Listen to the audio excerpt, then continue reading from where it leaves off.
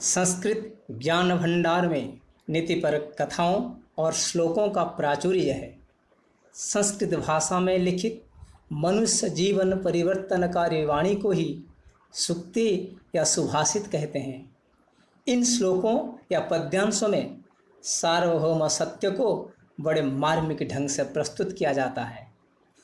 प्रस्तुत पाठ भी ऐसे 10 सुभाषितों का संग्रह है जो संस्कृत के विभिन्न ग्रंथों से संकलित है। इन पद्यांशों में परिश्रम का महत्व, क्रोध का दुष्प्रभाव, सभी वस्तुओं की उपादेयता और बुद्धि की विशेषता आदि विषयों पर प्रकाश डाला गया है। सुभाषितानि, सु शब्द का अर्थ है सुंदर। भाषित, भाषित शब्द का अर्थ है वचन या बोल। सुभाषितानि, सुंदर वचन, सुंदर बोल। आलस्यम हि मनुष्याणं शरीरस्थो महान् रिपुः नास्त्युद्यमः समो बन्धुः कृत्वायं नावसीदति। शरीरस्थो प्लस महान, शरीरस्थाः प्लस महान, शरीरस्थो महान, विसर्ग को ओकार हुआ है।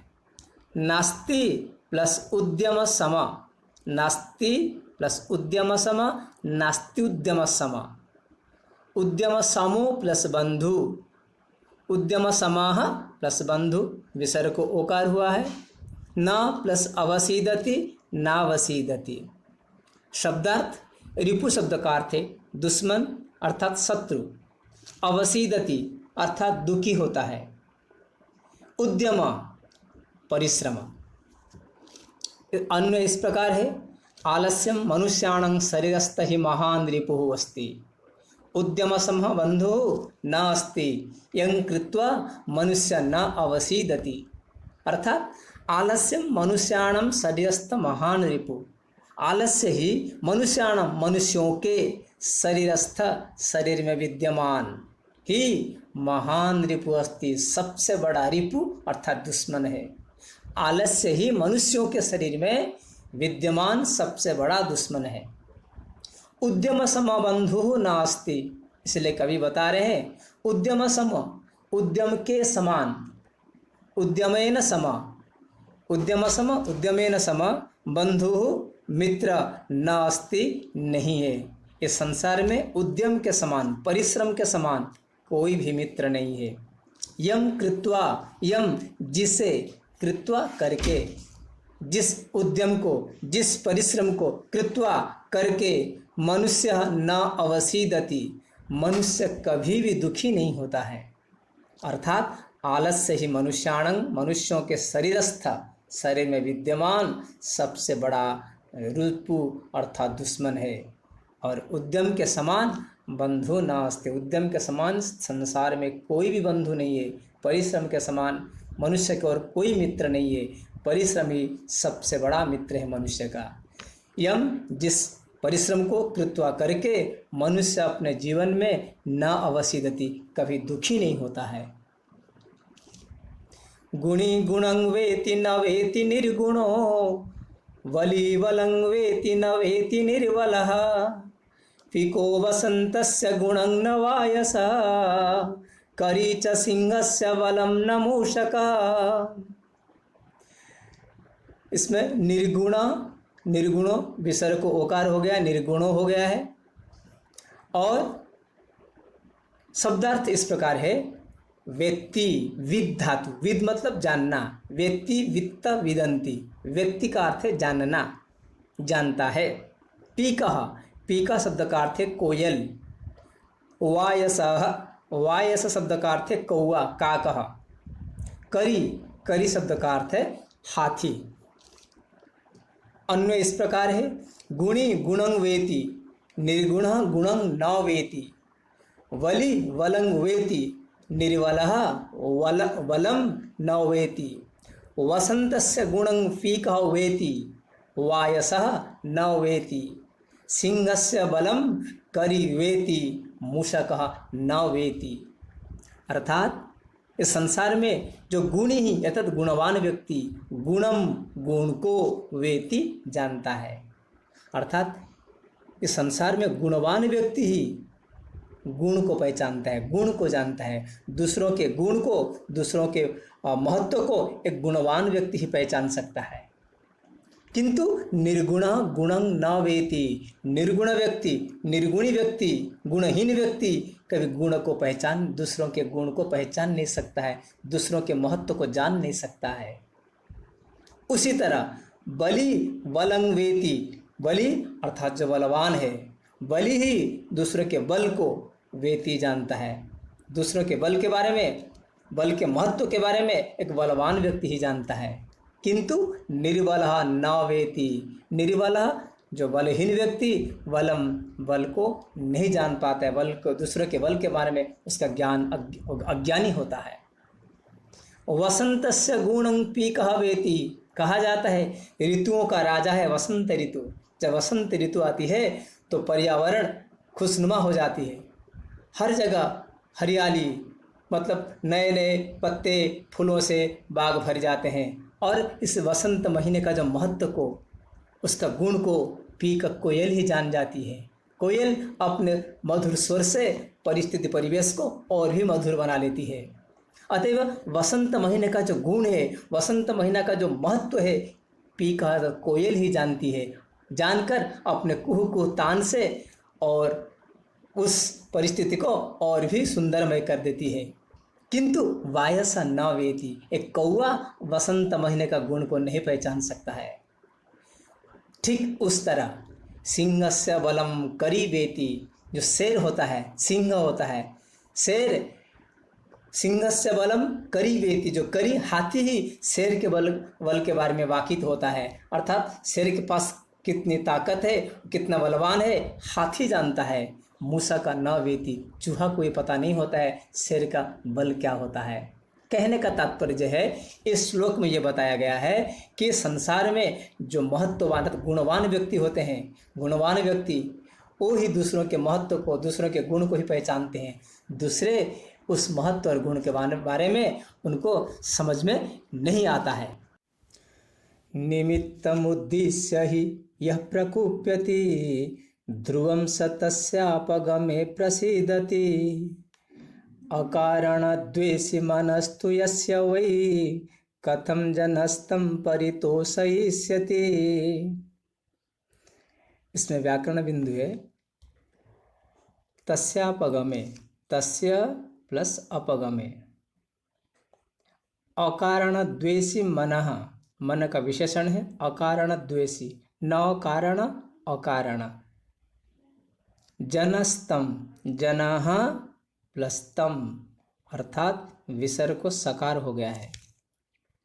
शब्दार्थ निमित्तम अर्थात कारण, प्रकुप्यति अत्यधिक क्रोध करता है, ध्रुवम अवश्य निश्चित, अपगमे दूर होने पर या चले जाने पर, प्रसीदति प्रसन्न होता है, सीदति प्रउपसर्ग है, प्रसीदति वही प्रसन्न होता है।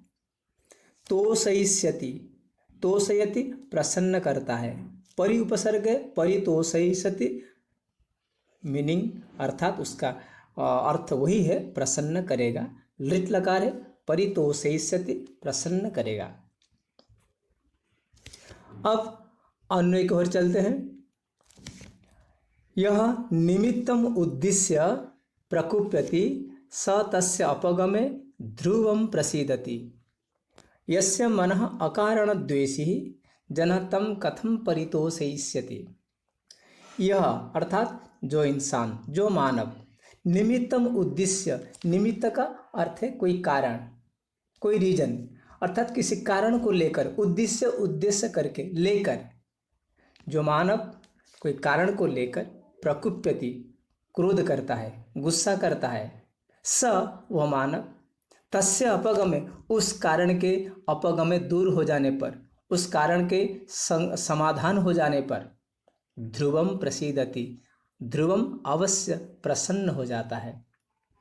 अर्थात जो मनुष्य निमित्त को, कोई कारण को उद्देश्य करके कोई कारण को लेकर प्रकुप्यते गुस्सा करता है, स वो मानव तस्य उपगमे उस कारण के दूर हो जाने पर, उस कारण के समाधान हो जाने पर अर्थात वो कारण चले जाने पर वो अवश्य प्रसन्न हो जाता है।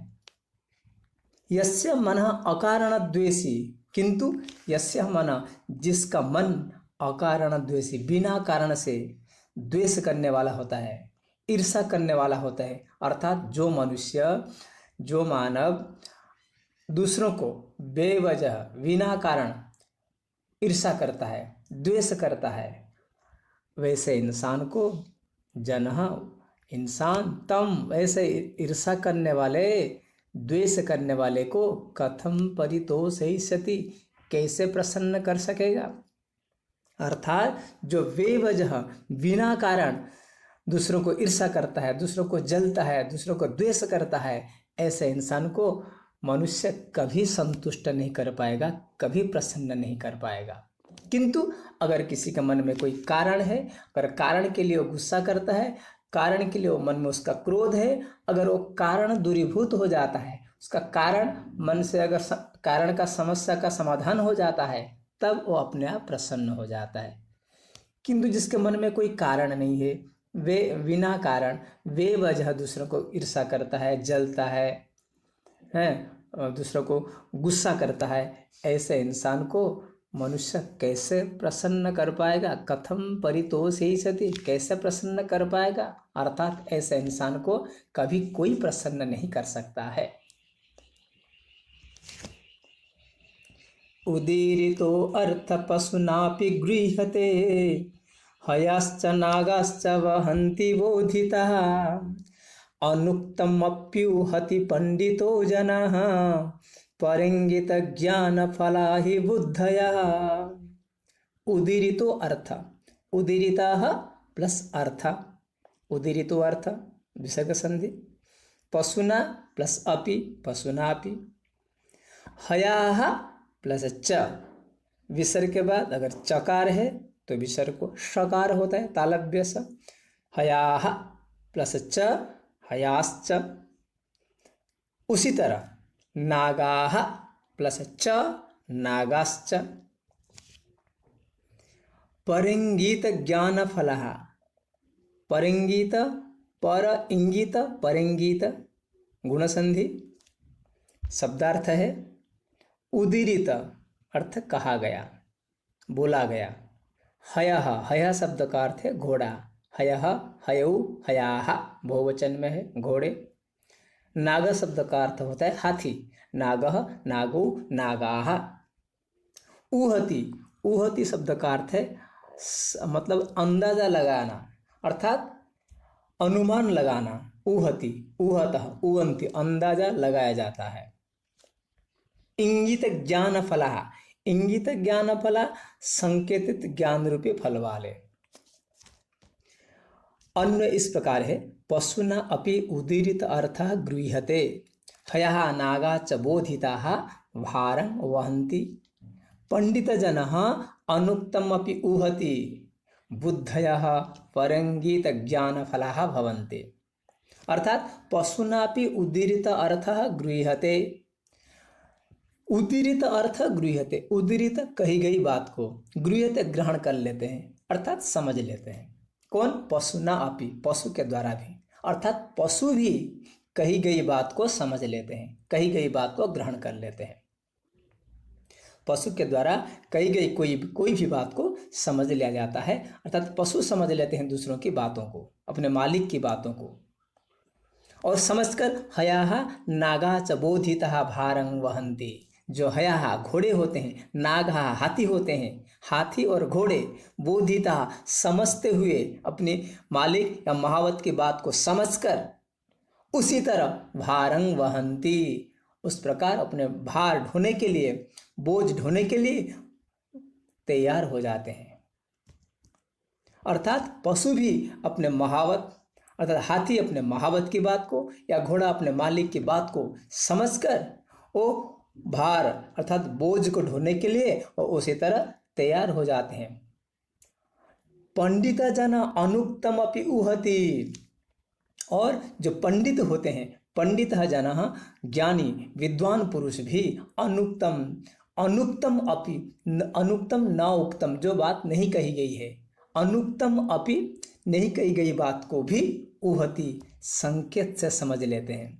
अर्थात पंडित व्यक्ति न कही गई बात को भी इशारे से समझ लेते हैं, संकेत से समझ लेते हैं। अर्थात पशु कही गई कोई बात को, अपने मालिक की बात को समझकर वो भार ढोने के लिए तैयार हो जाते हैं। किंतु जो पंडित लोग होते हैं, विद्वान लोग होते हैं, ज्ञानी लोग होते हैं, उन्हें अगर कोई भी बात न बताया जाए, वो दूसरों के संकेत को समझकर, न कही गई बात को भी संकेत से समझकर, इशारे से समझकर वो उसी प्रकार कार्य को कर लेते हैं। अब यहाँ पर प्रश्न होता है, ये करने के कर्ता कौन है? यहाँ बताया गया है बुद्धयः परंगीत ज्ञान फला भवन्ति। मनुष्य की जो बुद्धि है, प्राणी की जो बुद्धि होती है, वो बुद्धयः, ये बुद्धि ही परंगीत ज्ञान फला भवन्ति, अर्थात दूसरों के संकेत को समझकर जो परिणाम होता है उसे ही बुद्धि कहते हैं। अर्थात बुद्धि उसे ही कहते हैं दूसरों लोगों के संकेत से जो ज्ञान उत्पन्न होता है, ज्ञान का परिणाम से जो परिणाम, ज्ञान के परिणाम जो होता है उसी को ही बुद्धि कहते हैं। अर्थात दूसरों के संकेत से उत्पन्न होने वाला जो ज्ञान, ज्ञान रूपी फल ही बुद्धि होता है। क्रोधो हि शत्रु प्रथमो नराणं देहस्थितो देह विनाशनाय यथा स्थितः काष्ठगतो हि वह्नि स एव वह्निर्दहते शरीरम। क्रोधो ही, क्रोधः प्लस ही, विसर्ग को ओकार हुआ है, क्रोधः प्लस ही, क्रोधो ही। उसी प्रकार प्रथमाः प्लस नराणम, प्रथमो नराणम, विसर्ग को ओकार हुआ है, विसर्ग संधि। देह स्थितो प्लस विनाशनाय, विसर्ग को ओकार हुआ है, देह स्थिताः प्लस विनाशनाय, देह स्थितो विनाशनाय। उसी प्रकार वह्निः प्लस दहते, वह्निर्दहते, विसर्ग को रकार हो गया है और रकार को रेफ हो गया, द के ऊपर चला गया। वह्निः प्लस दहते, वह्निर्दहते। देह स्थितः, देह स्थितः, देह स्थितः तत्पुरुष समास। देह विनाशनाय, देहस्य विनाशनाय, देह विनाशनाय। काष्ठगतः, काष्ठे गतः, काष्ठगतः। अब शब्दार्थ है देह स्थितः, देह शरीर में स्थित, शरीर में विद्यमान। काष्ठगत, लकड़ी में समाई हुई, लकड़ी में विद्यमान। वह्नि, अग्नि, आग। दहते, दहत शब्द का अर्थ है जला डालती है। अन्य इस प्रकार है नराणाम देह विनाशनाय प्रथमः शत्रु देह स्थितः क्रोधः यथा काष्ठगतः अस्थितः वह्निः काष्ठम एव दहते तथैव शरीरस्य क्रोधः शरीरम दहते।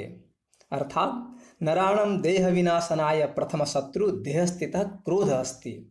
नराणम मनुष्यों के, देह विनाशनाय मनुष्यों के देह को विनाश करने के लिए, मनुष्य के शरीर को नष्ट करने के लिए उसका प्रथम शत्रु, पहला शत्रु देह स्थितः क्रोध, देह में स्थित, देह में विद्यमान उसका क्रोध ही देह को नष्ट, उसके देह को नष्ट करने के लिए, उसका शरीर को नष्ट करने के लिए उसका ही पहला दुश्मन है। अर्थात मनुष्य का क्रोध ही उसका पहला दुश्मन है, जो क्रोध उसका शरीर में विद्यमान है। यथा काष्ठगत स्थितः वह्नि काष्ठम एव दहते, यथा जिस प्रकार काष्ठगत स्थितः, काष्ठगत लकड़ी में समाई हुई जो स्थित विद्यमान, वह्नि लकड़ी में समाई हुई अग्नि, काष्ठम एव दहते लकड़ी को ही जला डालती है। तथैव उस प्रकार शरीर से क्रोध, इस शरीर में विद्यमान क्रोध, मनुष्य के शरीर में होता हुआ जो क्रोध, विद्यमान क्रोध शरीर में दहते, उस मनुष्य के उसका शरीर को ही नष्ट कर देता है, जला डालता है। अतएव मनुष्य के शरीर में विद्यमान उसका क्रोध ही उस मनुष्य का उसका पहला दुश्मन है। जिस प्रकार लकड़ी में समाई हुई, लकड़ी में विद्यमान जो आग, उस आग लकड़ी को ही जलाकर भस्म कर देती है, नष्ट कर देता है, उसी तरह मनुष्य के शरीर में विद्यमान जो क्रोध लकड़ी की तरह जलाकर उस मनुष्य को भी नष्ट कर देता है। मृगः मृगैः संगमनो व्रजन्ति गावश्च गोभिः तुरगास्तुरंगैः मूर्खश्च मूर्खैः सुधीः सुधीभिः समानशील व्यसनेषु सख्यम्। मृगाः प्लस मृगैः, विसर्ग को लोप हो गया है। मृगाः प्लस मृगैः, मृगा मृगैः। गावश्च गोभी, गावश्च यहाँ गावः प्लस च, गावश्च विसर्ग को सकार हो गया है, गावश्च। तुरगाः प्लस तुरंगई, तुरगाः विसर्ग को सकार हो गया है, विसर्ग के बाद अगर तकार है विसर्ग को सकार होता है दंतस्य, तो तुरगाः प्लस तुरंगई, तुरगाः तुरंगई। मूर्खाश्च, मूर्खाः प्लस च, मूर्खाश्च विसर्ग के बाद अगर चकार है तो विसर्ग को शकार होता है तालव्य स, मूर्खाः प्लस च। इस प्रकार शब्दार्थ है अनुव्रजंती, अनुव्रजंती अनुसरण करना, फॉलो करना। तुरगाः, तुरग शब्द का अर्थ है घोड़ा, तुरगः तुरगौ, तुरगा बहुवचन में। सुधीः, सुधीय शब्द का अर्थ है विद्यमान, बुद्धिमान। व्यसनेषु, व्यसनेषु शब्द का अर्थ है बुरी आदतों में अर्थात स्वभावों में। सक्षम, सक्षम शब्द का अर्थ है मित्रता। इसका अन्वय इस प्रकार है, मृगः मृगैः संगम, गावश्च गोभिः संगम, तुरगः तुरगैः संगम, मूर्खः मूर्खैः संगम, सुधीः सुधीभिः संगम अनुव्रजन्ति। इस अन्वय में संगम अनुव्रजन्ति, संगम हर पदों के बाद अन्वय होगा। समानशील व्यसनेषु सक्षम भवति, अर्थात संगम अनुव्रजन्ति, मृगः मृगैः संगम अनुव्रजन्ति। देखिए मृगः यानी जो हिरण होते हैं वो मृगैः संगम अनुव्रजन्ति, मृगों के साथ ही चलते हैं, अर्थात जहाँ हिरण चलते हैं, हिरण अपने आगे बढ़ते रहते हैं, उनके पीछे पीछे बाकी सभी हिरण उसको फॉलो करते हैं, उनको अनुसरण करते हैं, उसके साथ चलते रहते हैं। अर्थात हिरण हिरणों के साथ चलते रहते हैं, हिरण हिरणों को ही अनुव्रजन्ति, अर्थात उनको ही अनुसरण करते हैं। ठीक उसी प्रकार गावश्च गोभी, जहाँ गाय गाय सब चरती हैं, वहाँ दूसरे जो गाय हैं उन गायों को अनुसरण करती रहती हैं, उनके पीछे पीछे चलती रहती हैं। अर्थात गावश्च गोभी संगम अनुव्रजन्ति, संगम अनुव्रजन्ति हर पदों के साथ अन्वय होगा। गाय अपने गायों के साथ ही चलते रहते हैं। और तुरगा तुरगई संगम अनुव्रजन्ति, तुरगा जो घोड़े होते हैं, घोड़े घोड़ों का ही अनुसरण करते हैं, घोड़े घोड़ों का अनुसरण करते हैं। तुरगा तुरगई संगम, घोड़े घोड़ों के साथ अर्थात घोड़ों का ही अनुसरण करते हैं, घोड़े अपने घोड़ों के पीछे पीछे चलते रहते हैं, चरते रहते हैं। ठीक उसी तरह मूर्खः मूर्खैः संगम अनुव्रजन्ति, जो मूर्ख होते हैं, जो मूर्ख लोग होते हैं, मंद बुद्धि के लोग होते हैं, वो कभी भी दूसरों को अनुसरण नहीं करते हैं, वो अपने मूर्ख जो होते हैं, मूर्खों के साथ साथ चलते रहते हैं, अर्थात मूर्खों को ही अनुसरण करते हैं। मूर्ख लोग मूर्खों की बातों को मानते हैं, मूर्ख लोग मूर्खों के साथ रहते हैं, उनके साथ रहते हैं, उनके साथ अपना जीवन व्यतीत करते रहते हैं, अर्थात मूर्ख लोगों को अनुसरण करते हैं। ठीक उस प्रकार सुधीः सुधीभिः संगम अनुव्रजन्ति, जो सुधीय होते हैं, विद्वान लोग होते हैं, ज्ञानी लोग होते हैं, वो सुधीभिः संगम सुधियों के साथ अर्थात सुधियों का संगम अर्थात ज्ञानी लोग ज्ञानियों का अनुसरण करते हैं, ज्ञानी लोग विद्वानों का अनुसरण करते हैं, विद्वान लोग विद्वानों की बातों को मानते हैं, विद्वानों की चरित्र आचरण को स्वीकार करते हैं, उसको जीवन में पालन करते हैं। कहने का तात्पर्य है ये समानशील व्यसनेषु सक्षम भवति, अर्थात जो समान आचरण वाले, समान शील शब्द का अर्थ है आचरण व्यवहार, व्यसनेषु का अर्थ है स्वभाव आदत, अर्थात समान आचार समान व्यवहार, जिनके पास जिस प्रकार आदत होते हैं, समान आचरण और समान स्वभाव वालों में ही मित्रता सक्षम मित्रता होती है। मित्रता समान समान आचरण, समान समान स्वभाव, समान समान आचार विचार, जिनके पास जिस तरह आचार होता है वो उसी तरह उन्हीं व्यक्तियों को ही अनुसरण करते हैं। अर्थात समान आचरण और समान स्वभाव वालों में ही ये मित्रता उत्पन्न होती है। सेवितव्यो महावृक्षः फलछाया समन्वितः यदि दैवात् फलं नास्ति छाया केन निवार्यते। सेवितव्यः प्लस महावृक्षः, विसर्ग को ओकार हुआ है। महावृक्ष, महान च असो वृक्षः, महावृक्षः। नास्ति, न प्लस अस्ति, नास्ति। शब्दार्थ इस प्रकार है, सेवितव्यः सेवा करनी चाहिए। समन्वित, समन्वित शब्द का अर्थ है युक्त। दैवात, दैवात शब्द का अर्थ है भाग्य से, दैव्य से, भाग्य से। निवार्यते, निवार्यते का अर्थ है रोक सकता है। इसका अन्वय इस प्रकार है, फल छाया समन्वित महावृक्षः सेवितव्यः। अर्थात फल छाया समन्वित महावृक्ष, फल और छाया से समन्वित युक्त, भरा हुआ, समन्वित भरा हुआ या युक्त, फल और छाओं से भरा हुआ महावृक्ष, महान वृक्ष को सेवितव्य सेवा करनी चाहिए, तो आश्रय करनी चाहिए। फल छाओं से समन्वित, आधा मतलब युक्त, फल छाओं से युक्त महान वृक्षों का सेवितव्य, उसका आश्रय करना चाहिए। दैवात, अगर भाग्य से, यदि फलम न अस्ति, उस पेड़ पर फलम न अस्ति, उस पेड़ पर अगर फल नहीं भी आता है, तरी छाया केन निवार्यते, उस वृक्ष की जो छाया है उस छाया को कौन निकाल सकता है, उस छाया को कौन रोक सकता है। अर्थात उस छाया को कोई भी नहीं रोक सकता है। जो फल छाया से भरा हुआ महान वृक्ष की, उसको आश्रय करना चाहिए। यदि दैवात, अगर भाग्य से फलम न अस्ति, उस पेड़ पर फल नहीं भी आया, उस पेड़ पर फल नहीं भी हुआ, उसकी जो छाया, वृक्ष से छाया, उस वृक्ष की जो छाया है उस छाया को कोई भी रोक नहीं सकता है। वो छाया पथिक सभी के लिए आनंददायी होती है। अतएव इस महान वृक्ष की हमें हमेशा आश्रय करना चाहिए। अमंत्रमक्षरम नास्ति, नास्ति मूलमनौषधम्, अयोग्यः पुरुषः नास्ति, योजकस्तत्र दुर्लभः। अमंत्रम, न मंत्रम अमंत्रम, अनौषधम, न औषधम अनौषधम, अयोग्यः, न योग्यः अयोग्यः, योजकस्तत्र, योजकः प्लस तत्र, योजक विसर्ग को सकार हो गया, योजकस्तत्र। शब्दार्थ अमंत्रम अर्थात मंत्रहीन, अनौषधम जड़ी बूटी से रहित, मूलम अर्थात जड़, वृक्ष के जड़ को मूलम कहते हैं। अयोग्य, जो योग्य ना हो।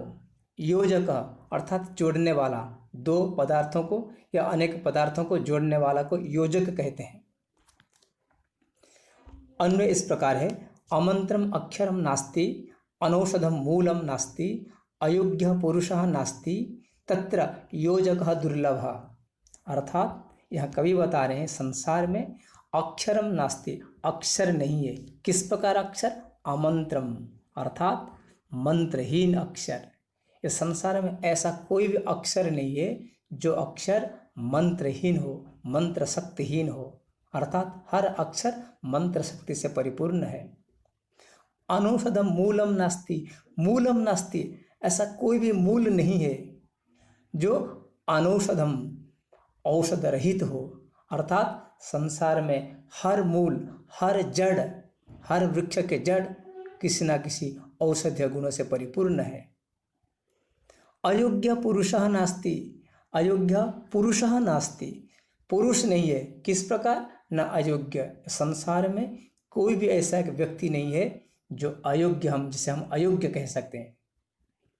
केवल तत्र योजकः दुर्लभः, वहाँ केवल योजकः दुर्लभः। अर्थात योजक दुर्लभ का मतलब इसमें केवल जो योजक होता है, जोड़ने वाला होता है, जोड़ने वाला इंसान ही संसार में दुर्लभ होते हैं। अर्थात जोड़ने वाला जैसे हर अक्षर मंत्र से युक्त है, हर अक्षर मंत्र युक्त है, उन अक्षरों को जोड़कर मंत्र बनाने वाला एवं हर वृक्ष के जड़ औषधीय गुणों से परिपूर्ण है, किंतु जड़ों को जोड़कर दवा बनाने वाला एवं हर पुरुष योग्य है, उस पुरुष में योग्यताओं के जो गुण को निखारने वाला इंसान ही संसार में दुर्लभ होते हैं।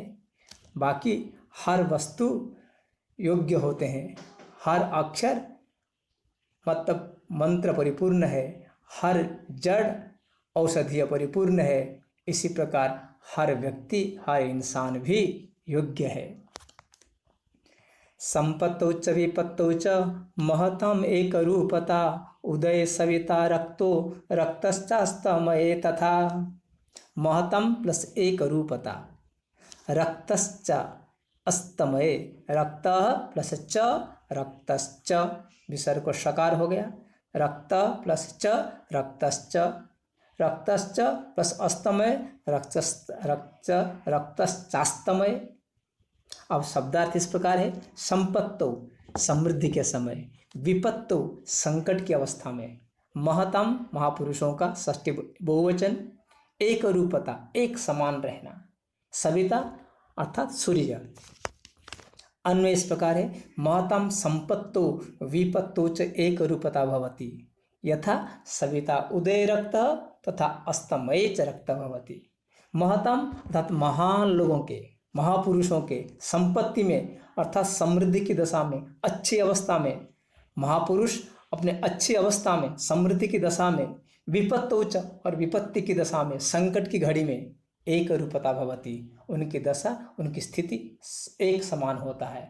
अर्थात महापुरुष अपने समृद्धि के समय, अच्छे स्थिति में और संकट की घड़ी में अर्थात दुख की अवस्था में, दोनों अवस्था में उनकी मन की दशा कभी परिवर्तन नहीं होती है। अर्थात अच्छी अवस्था में वो अत्यंत प्रसन्न होकर प्रफुल्लित नहीं हो जाते हैं और दुख की घड़ी में भी वो अत्यंत संकट में, दुख में आकर कभी दुखी नहीं होते हैं। अर्थात दोनों अवस्था में उनका मानसिक दशा, उनकी स्थिति हमेशा एक रूप रहता है, एक समान रहता है। जैसे सविता उदय रक्ता, जिस प्रकार सविता अर्थात सूर्य उदय होते समय, उदय के समय पर रक्त अर्थात रक्त वर्ण होता है, लाल वर्ण दिखता है, तथा अस्तमय च, वैसे अस्तमय अस्त के समय पर भी वो रक्त वर्ण अर्थात लाल वर्ण दिखता है। अर्थात सूर्य उदय के समय पर और अस्त के समय पर, दोनों अवस्था में, दोनों स्थिति में जैसे सूरज लाल वर्ण दिखता है, उसी तरह महापुरुष उनके संकट के समय और विपत्ति के समय, दोनों समय में उनके वर्ण भी, उनके रूप भी एक रूप होता है, समान रूप होता है। जैसे सूर्य का दोनों अवस्था में रूप, वर्ण, रंग समान होता है। विचित्रे खलु संसारे नास्ति किंचित् निरर्थकम् अश्वश्चेत् धावने वीरः भारस्य वहने खरः। प्रथम शब्द है किंचित प्लस निरर्थकम, किंचित निरर्थकम, तकार को नकार अर्थात प्रथम वर्ण को पंचम वर्ण। अश्वः प्लस चेत, अश्वश्चेत, विसर्ग को शकार। शब्दार्थ खलु शब्द का अर्थ है अवश्य, निरर्थकम अर्थात व्यर्थ, बेकार, चेत शब्द का अर्थ है यदि, वहने अर्थात खींचने में, खर शब्द का अर्थ है गधा। इसका अन्वय विचित्रे अस्मिन् संसारे खलु किंचित निरर्थकम नास्ति अश्वः च धावने वीरः तर्हि भारस्य वहने खरः वीर अस्ति। अर्थात विचित्र संसारे, अस्मिन् इस विचित्र संसार में, खलु अवश्य, किंचित निरर्थकम नास्ति, कुछ भी निरर्थक नहीं है, कुछ भी व्यर्थ नहीं है, कुछ भी बेकार नहीं है। अर्थात इस संसार में ऐसे कोई व्यक्ति, कोई भी प्राणी, कोई भी व्यक्ति और कोई वस्तु व्यर्थ या बेकार हम नहीं कह सकते हैं। कारण न अश्व चेत धावने वीर, उदाहरण के माध्यम से बताया गया। जैसे अश्व यानी घोड़ा, चेत अगर, धावने वीर अगर दौड़ने में माहिर है, तेज दौड़ने में वो माहिर है, भारस्य वहने खरा अस्ति, भारस्य वहने अर्थात भार को ढोने में, भार को उठाकर चलने में, खरा अर्थात गधा वीर है, माहिर है। अगर हम घोड़े को ज़्यादा आंक कर ज़्यादा उसको महत्व देकर हम बताएंगे घोड़े दौड़ने में माहिर होता है, घोड़ा दौड़ने में माहिर हो सकता है, किंतु गधे को हम कम आंक नहीं सकते हैं। गधा यद्यपि दौड़ने में माहिर नहीं है, किंतु बोझ को उठाकर चलने में, बोझ को ढोकर चलने में गधा माहिर है। अर्थात इसका यही तात्पर्य है। इस श्लोक में कवि बता रहे हैं संसार में कोई व्यर्थ नहीं है, कोई भी वस्तु व्यर्थ नहीं है, कोई इंसान किसी प्राणी को हम कम नहीं आंक सकते हैं। हर प्राणी हर वस्तु में कुछ न कुछ विशेषत्व महत्व रहता है। अतएव जैसे घोड़ा दौड़ने में माहिर होता है, उस प्रकार भार को ढोकर चलने में खरा गधा माहिर है।